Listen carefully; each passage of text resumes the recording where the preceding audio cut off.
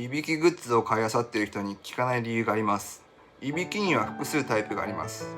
鼻づまり、口呼吸型、喉の奥が塞がる方です。いびきのグッズはタイプが合わないと全く効きません。鼻腔テープは喉タイプにはほぼ無力。一番危険なのは喉タイプの一部にある睡眠時無呼吸。これはグッズの守備範囲を超えています。日中の眠気や起床時の頭痛があるなら、グッズの前に検査。自宅の簡易検査でタイプと重症度がわかります。